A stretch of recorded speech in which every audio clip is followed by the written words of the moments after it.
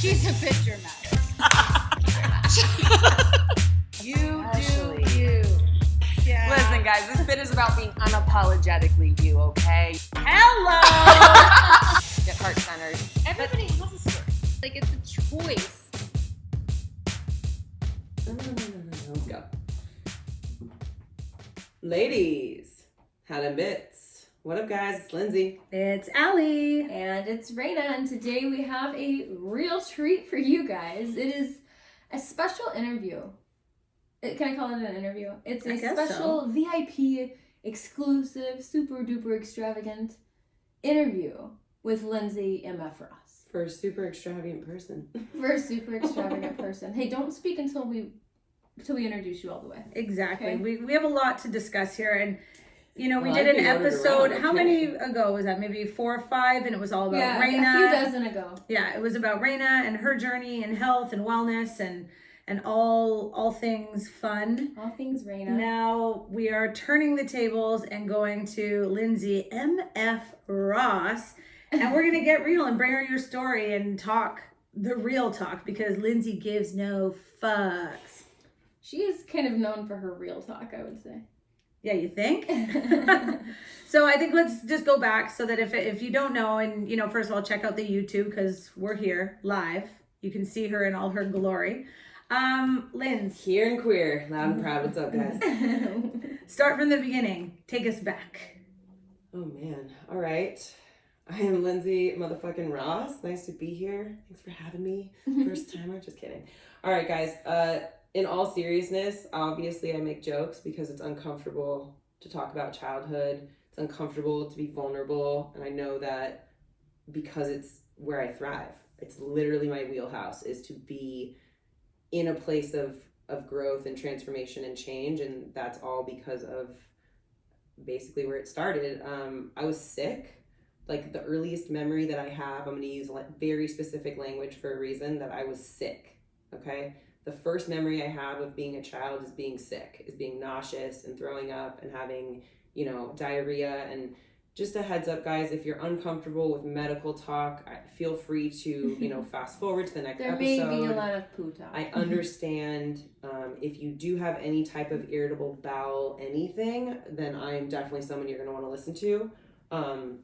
And honestly, even if I'm not, listen to anyone. Just please educate yourself, because there's a wealth of knowledge out there to be had, okay? So my official diagnosis, there's a lot of them, but I will give you the main ones, and those are Crohn's disease, rheumatoid arthritis, chronic fatigue. I have a bulging disc in my spine. I know a lot of people have, pinched nerves and things like that. There was a bunch of x-rays that showed those types of things throughout my life, but my whole life sort of was just sick until it no longer was. So as a kid, my parents took me to different doctors back and forth, and no one could figure out what was wrong with me. I was born in the 80s. Crohn's was not as,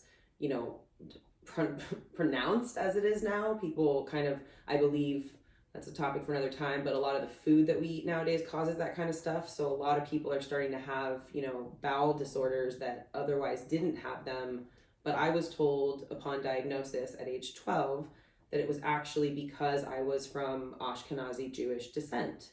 So that was like strike one against being Jewish in my book. Oh my God. That doesn't even make sense. That was what I was told by my family. It's what I was told by my gastroenterologist. And it's one of the many reasons that I actually converted out of Judaism, to believe it or not. So belief systems they run deep, guys. And I'm mentioning that for a reason, okay?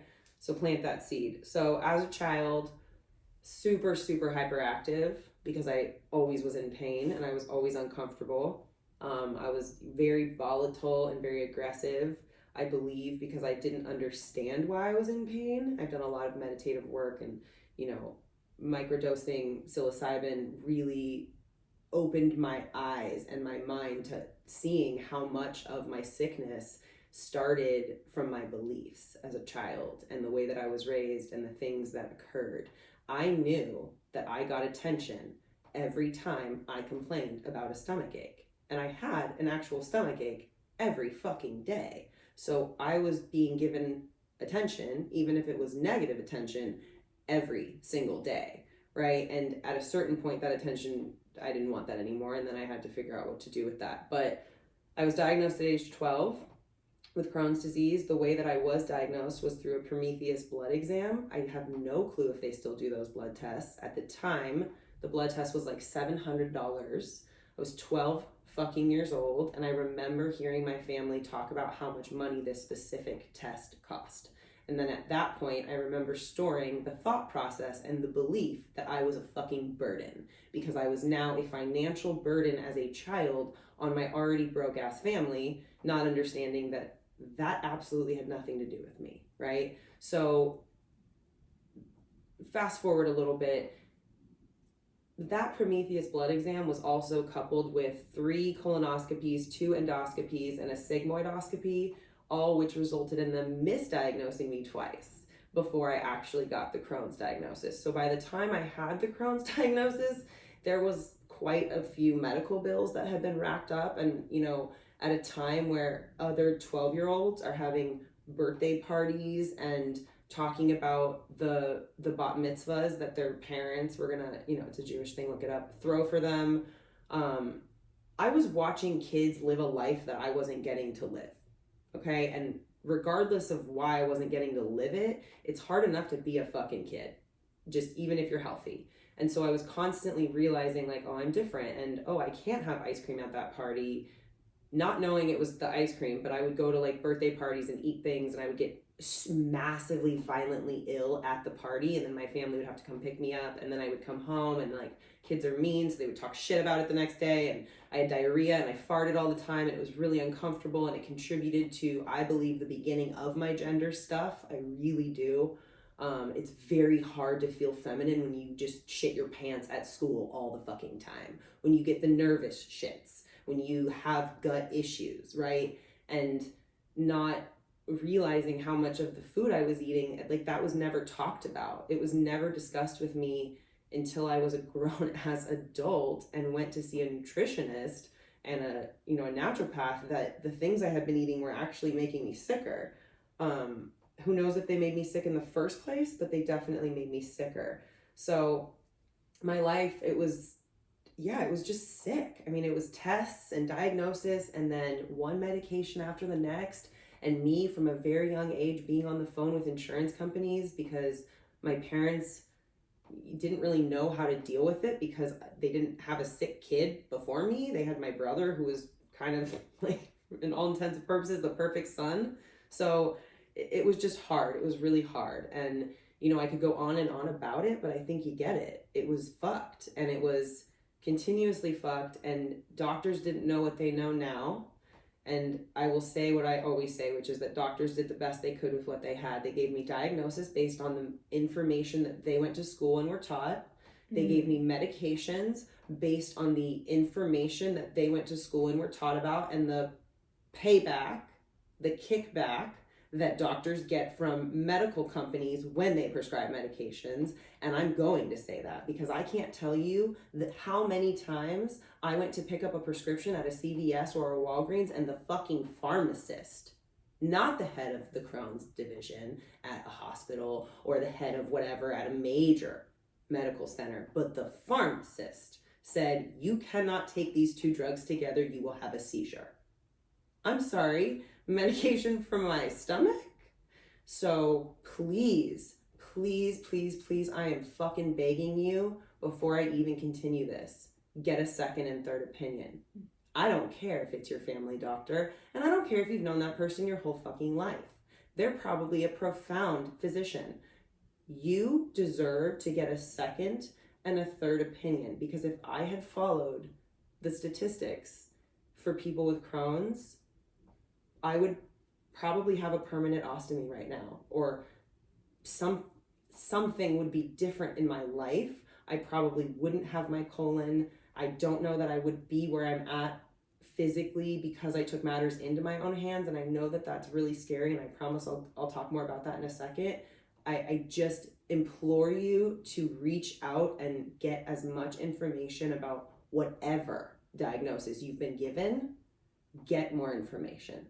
Okay, I have a rap sheet if you'd like to talk about diagnosis and diagnosis codes, and all those are, baby girl, are insurance codes so that they can bill and get paid at that doctor's office for what they just diagnosed you at. It does not determine your quality of life or give you a life sentence unless you take it on.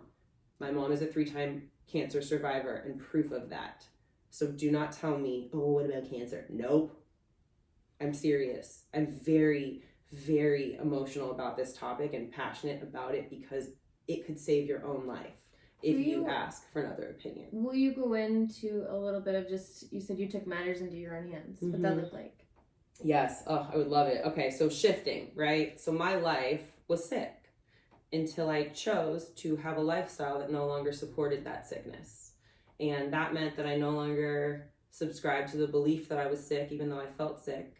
It meant that I was determined to act, and I still am 2 years later, and will for the rest of my days alive. Act every single day on the choice to say no. When doctors say, you need to take this medication because you have Crohn's disease, no. Well, you need to do this because, no. My family, you should, no. Like, it really does not matter what somebody else who has Crohn's does. It's what works for my body. That's why I told you not to do what I do, but to go get a second or third opinion. I need you to find out what works for you. I took matters into my own hands because I sat in a doctor's office, and my breaking point, one of many, because it still took time, was being 26 years old, I believe, and going to get a bone scan because I couldn't do push-ups because my wrist felt like it was literally about to snap. And I had a bone density scan, and they told me that I had early stage osteoarthritis and bone loss in my right and left wrist. And I fell out in my rheumatologist's office and said, I don't understand, like, how does it just keep getting worse? Like, how am I getting older and I'm still trying to do things and make changes and it just keeps getting worse? And that was the day that I went home, honestly, and looked into medical marijuana while I was still very entrenched in the recovery community, and took matters into my own hands because I was like, I will do anything to not live in pain and misery anymore just because I was diagnosed with these things, and diagnosed, and I mean diagnosed, guys, diagnosed as an addict, diagnosed as, you know, a spoonie. Like, I know there's a whole community, #spoonie, and I hear you guys, but like, you're better than that. And you can hate me for saying that if you want, but you're fucking better than that. Do not degrade yourself. You deserve to live a life beyond being like, oh, I don't have a spoon for that. How about just have a boundary and be like, I'm tired, I'm going home. Okay, so matters into my own hands meant telling doctors I'm no longer coming to you. I had to sign, it's called AMA, it's against medical advisement, paperwork, that I would no longer be receiving treatment from UCLA. I would no longer be receiving treatment from St. John's. I would no longer be receiving treatment from all the hospitals and doctors that I was, because I was choosing to take alternative treatment, and I started seeing a naturopath. And that's basically so that if something happens, you can't come back on them and be like, whatever. Correct, like, because doctors, legally speaking, are giving you drugs that are essentially chemotherapy derivatives, right? Which is also why I have a shaved head, because my hair fell out in clumps after years of Remicade, right? When I started talking to the woman who ended up helping me, the doctor who ended up helping me with medical marijuana, the first conversation she had was, why are you taking omeprazole? That contributes to bone loss, and I see that you have arthritis. And I thought, a medical marijuana doctor in 4 seconds on a Skype call saw that I was taking omeprazole because she actually cross-referenced my medications and saw that that was a direct violation of my RA essentially, and was like, who prescribed this? And it just made me start to, I'm going to say this, guys, it made me start to question, okay? It made me start to question that I'm not bashing Western meds. I think that they save people's lives, and they saved mine up to this point for sure. I just want to chime in a little legal thing. I don't want to get shut down. We're not 100%. against anything. This is not approved by the FDA and blah, blah, blah. Like, you we'll can do us, you do you. You can do whatever you need to, but I'm telling you, for me, that was why I had to sign those papers, okay? So that it was because I was taking matters into my own hands, and to this day, I still go in and see certain doctors, and they're amazed. Like, their mouth drops to the floor, and nothing makes me happier than getting to prove an MD wrong, because I'm like, you're not bad. You went to school for something, and you deserve to go to more school. I mean, sorry to say it, but if you're gonna treat people's illness and take their life into your hands, I know how much school you go to. I still don't think it's enough because every person is different. And I will was say dying. though, I don't know that it's I was dying 100%, on these medications. but I don't know that it's 100% like they're like giving it to you, like it's not to kill you. I'm not. It's not friends who are false physicians. No, They're but let me say incredible. this. I think that, a lot of times the doctors may believe X, Y, and Z, and they may think this, but there are voices bigger than them, i.e. Big Farm and all of this shit, like, is kind of pushing the way that I think people they're are conditioned. treated. I believe Yes. that they do the best they can, and I know that doctors aren't bad people, and I had and still have friends in my family who are physicians, and I know that they genuinely want to help people. Yeah. I know that they genuinely go to work every day, and they do the best they can, and it sucks probably for them to see somebody like me. Yeah. Honestly. But I know that they want to see people feel better, and that's what they think they're doing, and it's no different than when I was a clinical case manager working in drug treatment, spinning my fucking wheels, thinking I was helping people. You do the best you can where you're at. I see you, I hear you, and I respect you. But this is my story. And if you are listening and you're offended because you subscribe to the Western Med, take the Western Med. I still take psych meds. My plan is to get off those too. Okay? I still have health insurance because I'm not an idiot. And if I get into a car accident and break my fucking leg, my naturopath isn't going to fix that. Guys, protect yourself, okay? But also protect yourself. I saw a naturopath. I couldn't afford it at the time, and I put it on credit cards because I knew what kind of life I wanted to have, okay? And it took a year to get off of those Western meds. And I want to share that coming off of Lyrica, specifically, I have come off of crack cocaine and opiates and some gnarly shit, and I have never been sicker. More sick. However you say, I was fucked up sideways coming off of Never Lyrica. been sicker. Okay, that drug, goddamn, the South is starting to come out. Okay, it's happened. I've lived there for a year now. Guys, I've never been sicker than on those drugs, and I've never felt better than being off of those medications, and I didn't know until I gave myself that chance, and it was scary, and I got sicker before I got better, and I need to share that, okay? I got a lot worse before I got better, and that was when I realized the key point I want to talk to you about. My mindset. I got sicker, and there was no reason that I should have been sick. I was off the meds that clearly made me ill. I was eating the way that I knew made me feel good, and everything was, for better or worse, it was chill. And all of a sudden I had to sit with myself healthy, and I was like, holy shit, I've been keeping myself sick my whole life because I didn't know who I was healthy. I didn't know how the people in my life who have worried about me and taken care of me and had to bend over backwards for me, how it would be for them. Oh my God, and also like, what if people didn't love me anymore? What if I didn't love me anymore? What if my partner didn't want to be with me because he no longer had to take care of me, right? Like all these thoughts that started to come in that had never come in before because I had never given myself the chance to be without this identity of sickness. And guys, I was still sick. Let me ask you something. When you said in the beginning you, at some point in your childhood, realized that you felt like a burden. When did you change from that burden mindset to, like a more, I don't know. Honestly. Or are you still in that? I struggle at times. I definitely do. I don't want to say all the time. Watching my mom come through her bilateral mastectomy and lose her identity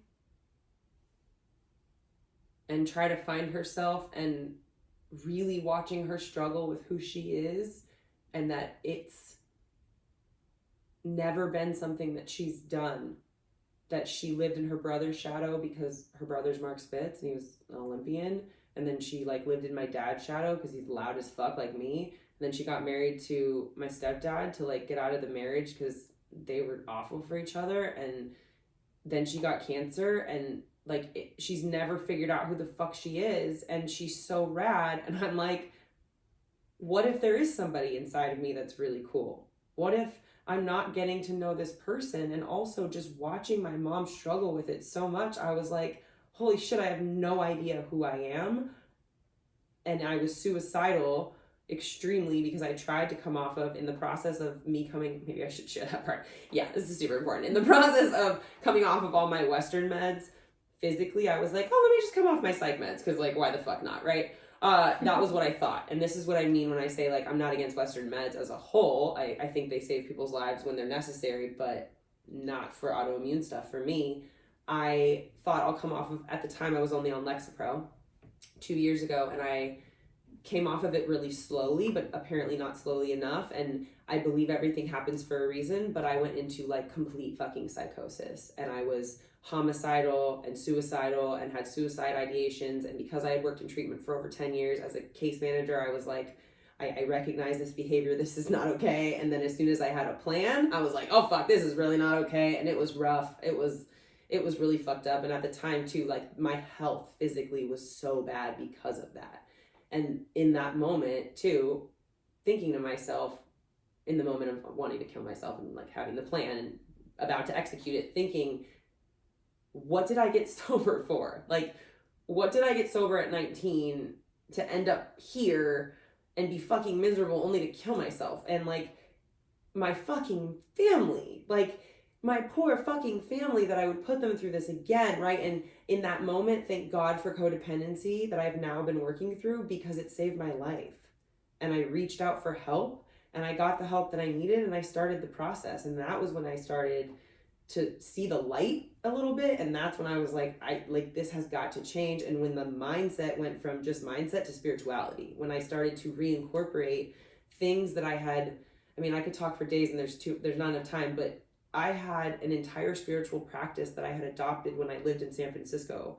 And when I went to school, I went to college there. And that was when I did a lot of my case management work. I had an entire altar in my room. I had an incredible spiritual practice. That was when I was converting from Judaism to Catholicism. I used to go to church. I was really interested in all of it. And then I was shamed by myself, by the community I was part of, by my family, because they didn't understand it and they didn't necessarily like it, by the friends that I had in my life, and just social media wasn't what it is now, where I had like people to look up to necessarily, and I didn't have that in myself yet.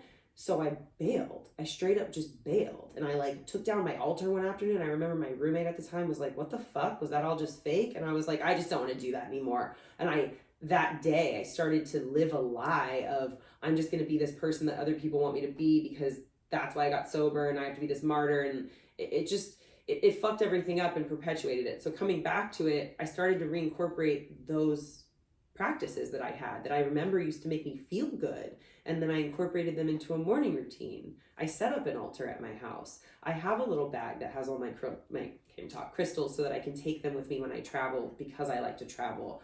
I make my health be my non-negotiable and my priority, where before it was the very last thing on the list, if it even was on the list.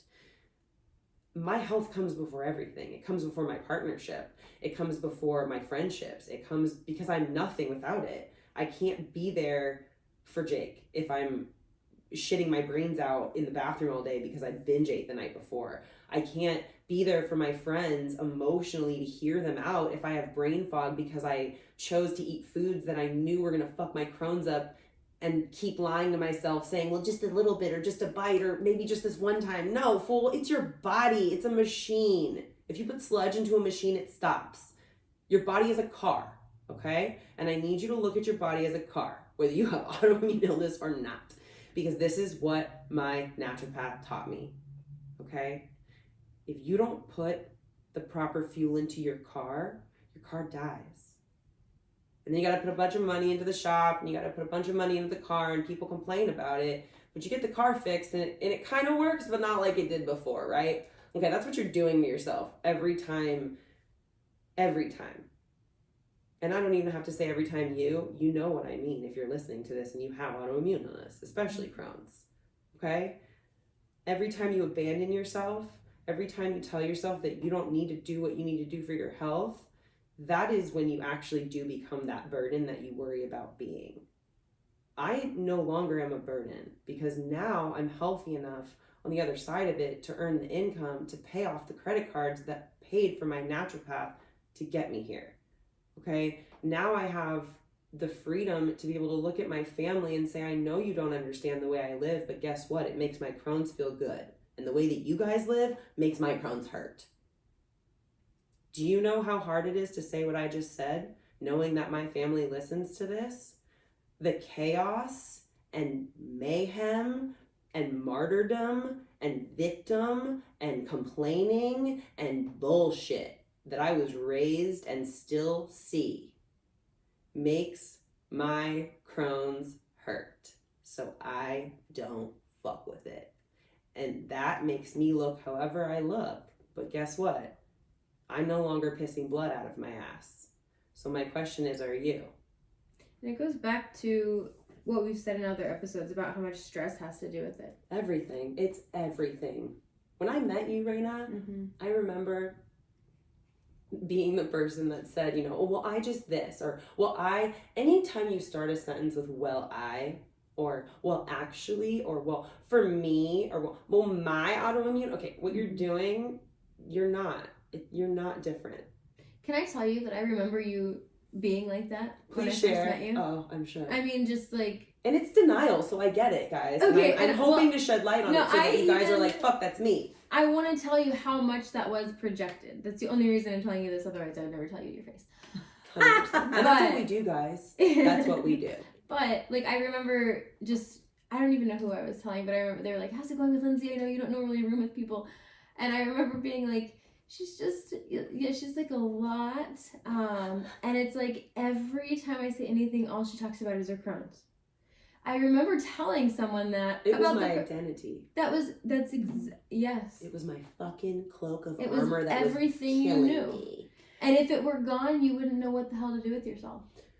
So get yourself a friend that asks you fucked up questions, because one of the first questions that this bitch ever asked me was, who would you be if you didn't have Crohn's? And I was like, why would you ask that? Because that's not even real, because I can't get rid of Crohn's, and Crohn's is awful, and how could you even be so insensitive that you would even fucking ask me? Is it ringing a bell right now, guys? I hope that some of you are shook as fuck right now if that's you. I hope that my story empowers the fuck out of you to maybe ask your doctor why. Maybe ask your doctor, why are you prescribing that medication? Maybe ask yourself this question. Do you want to be a person that doesn't ask questions about their own health?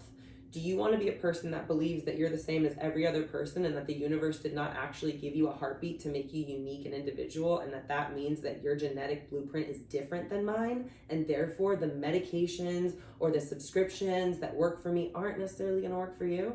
Why not figure out what works for you? So much of the spirituality component, guys, is sitting and trusting my gut. Oh, I know everyone right now. I was like, I can't trust my gut. I have an autoimmune disease. That's what I said to Raina. That's what I said to my doctors. That's what I said to the shaman that I started working with when I started. And I talked in this episode for the first time about psilocybin for a reason, guys. I'm not telling you that you have to do anything.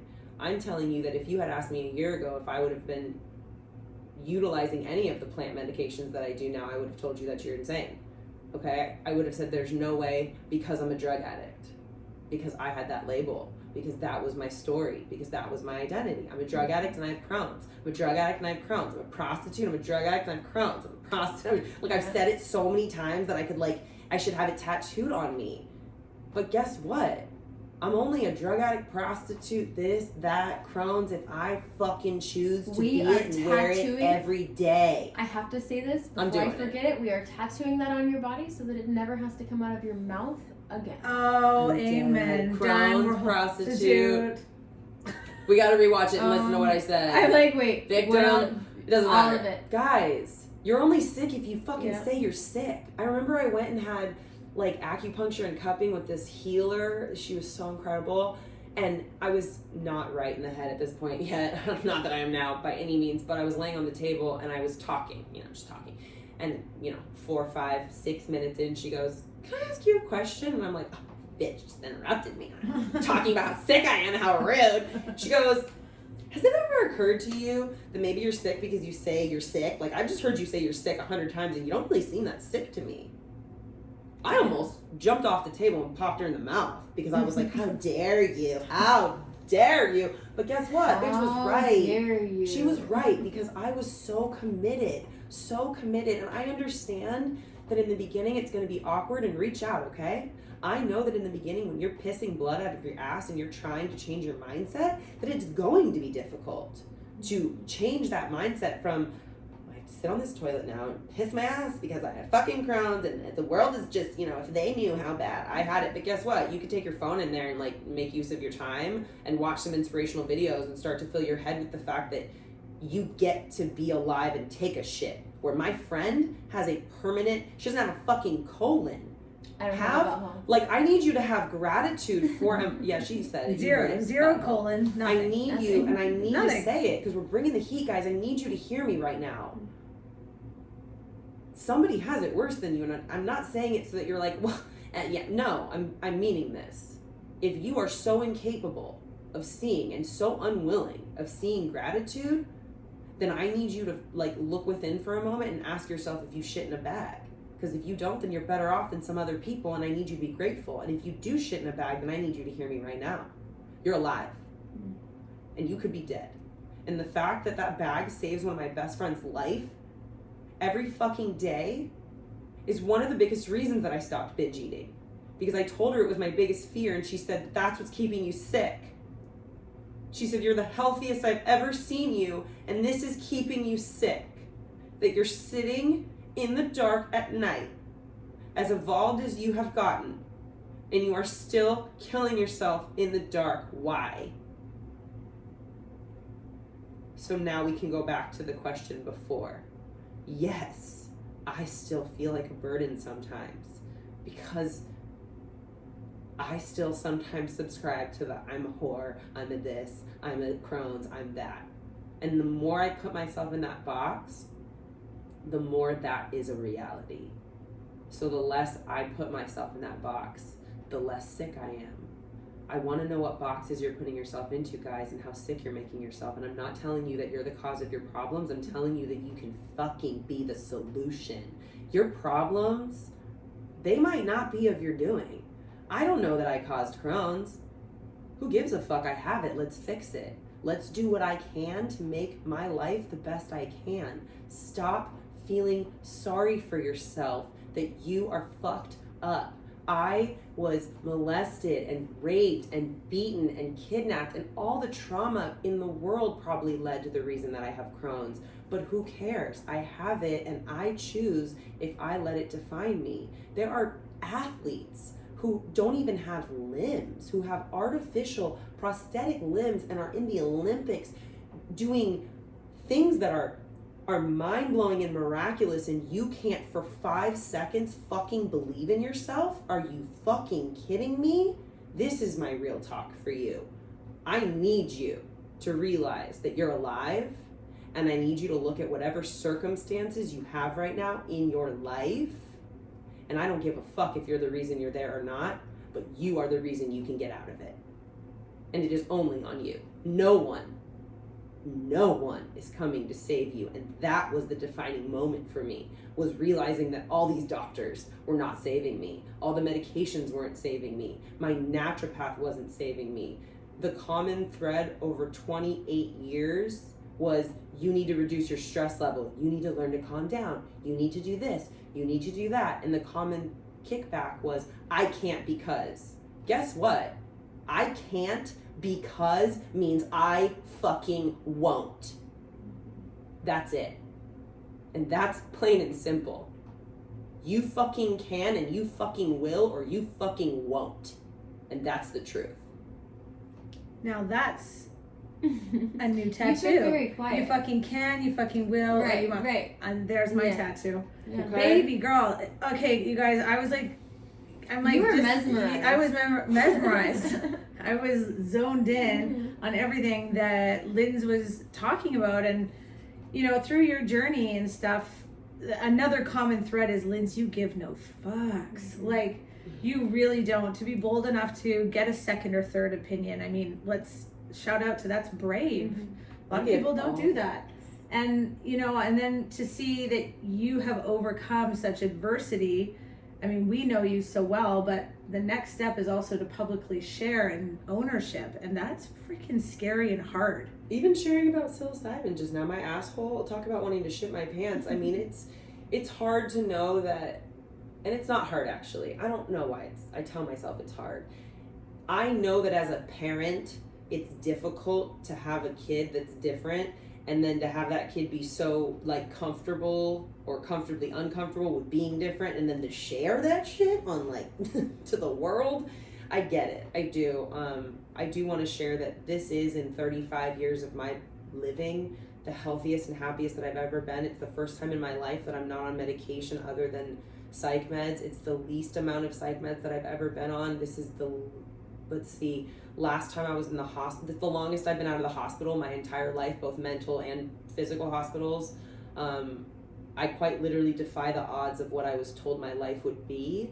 And if my family or friends or the world is uncomfortable with the fact that I use plant-based medications, then that's kind of quite literally the definition of not my fucking problem. And, you know, it's not that I give no fucks, guys. It's that I give all the fucks and then some. I just only give them about myself now, because I can't be Linzy motherfucking Ross and have an impact on the world and have all the shit that I went through be for something bigger if I give even one cunt hair of a fuck about what you think about me. We'll bleep that out. Yeah, you should be doing that for you. You should be giving all the fucks to how you feel about yourself. Like, why are you even worried about what someone else is doing in their life at all? Especially, you. Especially if you have Crohn's. The fuck are you doing worrying about anybody else? That's why your stomach's fucked up. Look within, boo. Okay, hold on. I just need to insert just a little. Did I say cunt here? No, none of the word. Okay. No, but it's not even about that until you said cunt hair. I remember the cutting. I think I'm really high. Like I'm gonna edit all this. I'm so glad that the edit was kicked into, because I'm like, what's happening? I use plant-based medicine. I'm the happiest, healthiest I've ever been. Ew! I'm sweating through my shirt. Okay, listen. I do need to just add a couple like things. Okay, so here we go. Ready? We're picking up from here. Ready? 3, 2, 1. So I have to interrupt to like. Are you okay? To just add a few. I feel like I need a few legal things. Oh yes, let's talk some. Okay. Well, people get. I was raised by an attorney, so I should know this now. Yeah, because I mean, a lot of things were said, a lot of things were claimed, yada yada yada. I know my beliefs are beliefs, whatever. The FDA does not approve psilocybin mushrooms; those are illegal. Okay, so let's talk about. She said, "My body, like every body, physical body, is different. We are in no way, shape, or form going and saying like tomorrow, stop taking all of your medications and start eating healthy. If you will die, we are not responsible. Do not go off your medications. Do not It go took off. over a year Yes. to get off of my Western medications, because your body is addicted to these medications, and it's keeping it. There is a not process alive, you have to go through to get off of these medications. That's why and I say talk get to your opinion. doctor. Talk to your doctor. Get a naturopath. Have them, match what they're saying. I don't know. Get opinions and just go off it and do it the safe way and just do your research. And you guys, it just comes back to take control of your life. Mm-hmm. Don't listen to this and go, I gotta be like Linzy, and oh my god, I should do this. Like that's why we're just putting this little kind of disclaimer is just going, guys, just own it. Linzy's story is unparalleled. I mean, I think you should write a book. I want to, and it's honestly why I love people like David Goggins, because he's one of the most, if not the most inspirational humans that I've come across thus far in my life, and there's still a multitude of people that think he's a fucking nut job because of the things that he does, but his, I have Stay Hard tattooed on my knuckles for a reason, and it's to remind me that I'm capable of anything, that I walked on fire at the Tony Robbins conference that I went to, and, I have that tattooed on me where it says AFT, which means all the fucking time, which means I walk on fire all the fucking time, right? My whole wheelhouse in life is about being uncomfortable and having these uncomfortable conversations to grow, because I believe that wholeheartedly the reason I didn't have Crohn's was because I was fucking stifled. I wasn't growing. And that's not blaming my family or my friends. That was me. I was so afraid to grow into anything that wasn't sick and what I identified as or what my family knew me as, because I was so afraid to like disappoint anybody, and honestly just afraid to figure out who the fuck I was and take responsibility as a grown-ass adult and not a sick child. You're an adult. You're no longer a sick child unless you choose to be a sick child. So that's really all I got for you guys. I'm gonna hi. Okay. Go, add on. Compliance here again. I want to add in the suicide thing, the kidnapping thing. If you are in harm, if there is a situation where you need help, please seek help. I went to, and I still am in therapy, okay? I still am in therapy once a week. Now it is with a gender specialist instead of all the other stuff, but I've been through EMDR, I've been through somatic therapy, I've done every possible style of therapy, from cognitive behavioral therapy to dialectical behavioral therapy, and that's when I say that I tried psilocybin mushrooms, I mean that I exhausted my spiritual, therapeutic, legal, normal, Western avenues. And when I finally exhausted everything and I was fucking spent, and somebody presented a different way to me in the process of me questioning things, I then researched for years. And I looked at the statistics and I listened to leaders and I did the research, and then I made the fucking decision. So I also want you to know that, like, it wasn't like I on a Monday was like, I'm gonna fucking go off on my meds. No, there was a lot of thought and a lot of process and a lot of discussion and a lot of, you know, extra help that went into this. And that's why I said, like, get a second and third opinion. That doesn't mean your opinion. That means go and get an opinion from someone that is not the one person that gives you that opinion. It's kind of like, let me give you this. When you women, okay, ladies, when you're getting dressed to go somewhere, do you ever ask your fucking husband which one looks better? Nah. You text your friend and you ask which picture looks better, which outfit looks better, and you probably text more than one friend if you're smart. So why would you do that? Why would you not do that with your health? When you go to a restaurant, do you look at the first thing and order the first thing that you see? Or do you look at the menu and look at your options because you don't know how hungry you are? Like, we make so many rash decisions with health just because that person has a degree.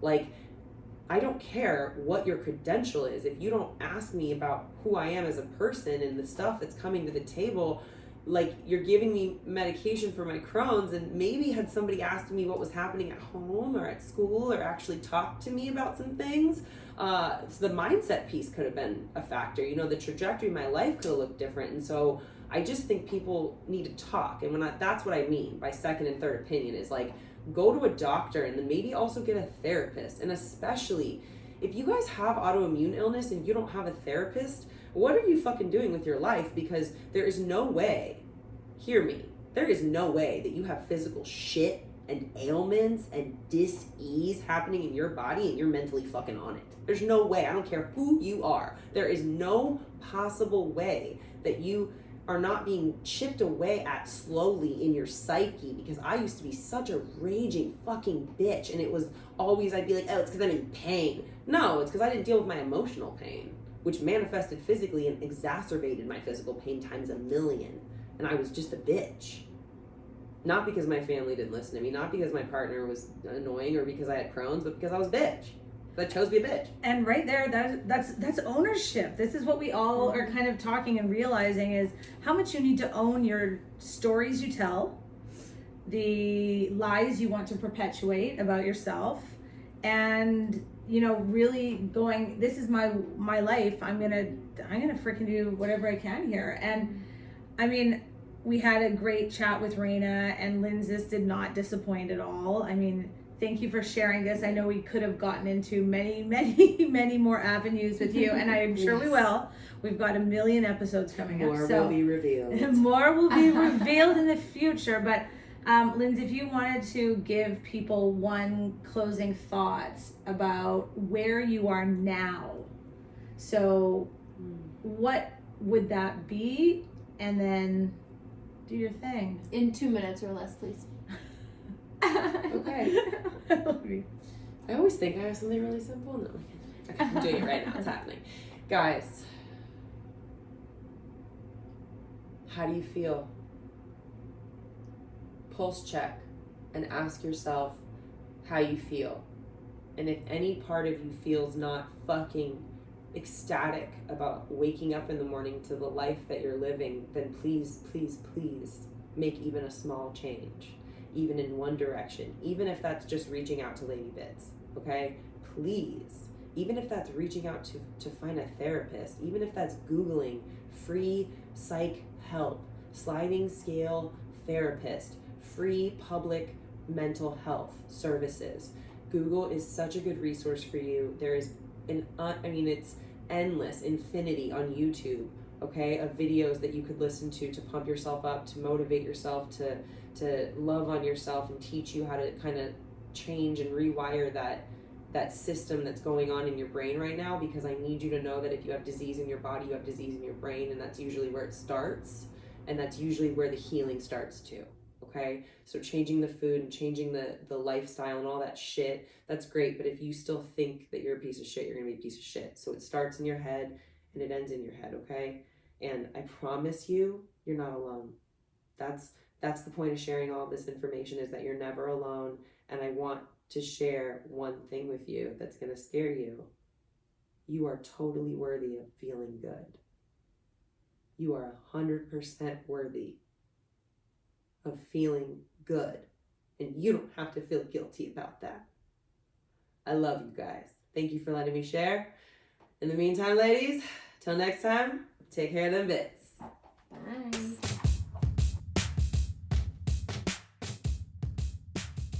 Hey, Lady Bits, thanks again for tuning in and listening to our podcast. The way this community really grows and supports one another is simply by word of mouth. We would really appreciate it if you could head over and rate and review our podcast on iTunes, then go check out our social media platforms like Instagram, Facebook, Twitter, and YouTube, and go like, share, comment, and subscribe to all of it. This community is really to support women, educate women, and also just to help you find your voice. So until next time, take care of the bits you've got.